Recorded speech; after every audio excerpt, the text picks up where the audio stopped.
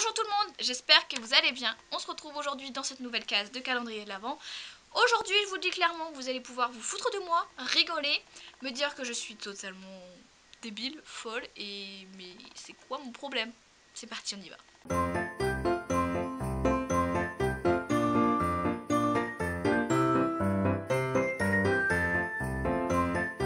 Alors aujourd'hui, on part sur une story time où je vais vous raconter mon pire concours de toute ma vie.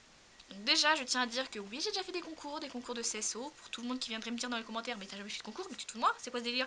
T'en as jamais parlé? C'était clairement avant que j'ai ma chaîne YouTube, du coup je n'ai pas malheureusement filmé, mais j'ai très belles photos de quand j'étais à cheval, donc je vous les mettrai au moment où c'est que je parle. Bref, je commence avec un dimanche dans mon tout premier club, on commence sur un concours. Clairement déjà, je pars sur un concours, alors que dans mes cours, je n'avais jamais sauté. J'avais sauté le truc d'une barre, et là je pars sur un concours, je sais pas, entre 50 et 70 cm, quelque chose comme ça. Déjà, il y avait déjà un problème sur ça parce que on part pas sur un concours quand on n'a pas sauté. Bref, je me dis on va partir, la mono me dit vas-y, pas de souci, tu peux y aller. Je pars avec un cheval qui s'appelle Hydrogène, je le monte, je fais la détente, je pars avec, tout se passe très bien. Je me dis bon ok, la détente est nickel, je peux partir sur mon parcours, on y va. Je commence à partir sur mon parcours, je saute les premiers obstacles, comme vous pouvez apercevoir aux photos, je me fais tellement trimballer que j'ai du mal à suivre, mais au final ça se voit pas trop. Bref, je me fais trimballer, et moi je suis une personne qui stresse énormément. Et quand je stresse, j'oublie. J'oublie, je suis paralysée, je suis bloquée, je ne peux absolument plus rien faire. Du coup, je me mets à stresser, parce que c'est un concours qui est quand même assez stressant. Je stresse, je me fixe, j'oublie mes parcours, j'oublie mes obstacles. Je me dis bon, comment on va faire? Je continue mon parcours, ça marche, premier, deuxième, troisième.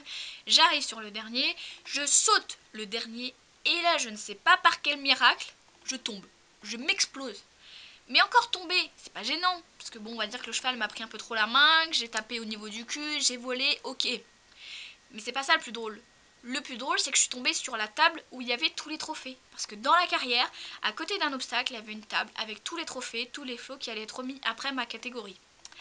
Et je me suis totalement explosé la tronche dessus. Voilà, je suis tombée sur les trophées, sur les plaques et tout ça. Oui, il y avait toute la carrière et moi je suis tombée sur cette table-là. Donc heureusement, les trophées n'ont rien eu, les plaques n'ont rien eu. Tout le monde s'est un peu foutu de ma gueule après que je sois vérifiée que je n'ai rien lors de ce concours. Donc je me dis, ok, ça se passe comme ça. Bon, je me dis, ok, c'est pas grave, j'ai un deuxième tour à faire. Tout le monde a fait genre, ça va.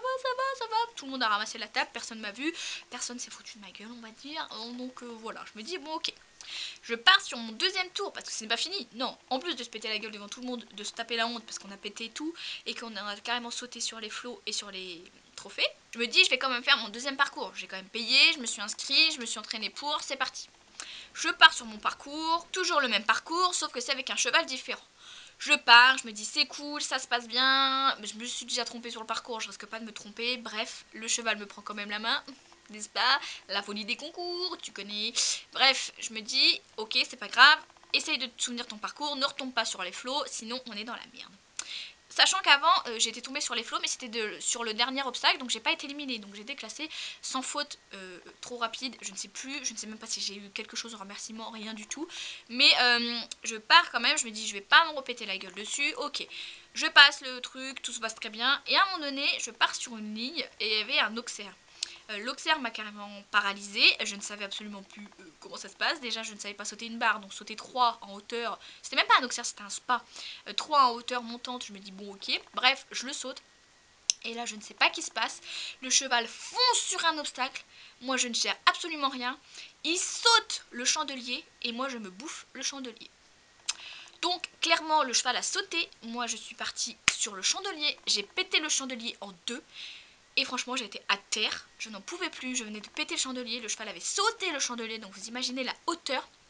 Et là, franchement, j'étais à terre et ils se sont tous inquiétés parce que le choc et la violence de la chute étaient tellement énormes qu'ils étaient tous choqués.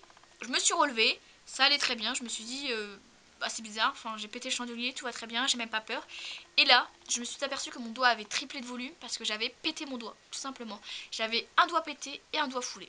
Donc bref, on appelle les pompiers, je pars à l'hôpital, on s'aperçoit que j'ai un énorme hématome sur le genou. Bah, c'est pareil logique, t'as pété le chandelier en deux, donc obligatoirement t'as un énorme hématome. au niveau d'ici en fait, là, cette partie là, elle est extrêmement molle et j'ai extrêmement mal. Je pense que ça m'a vraiment fait hyper mal.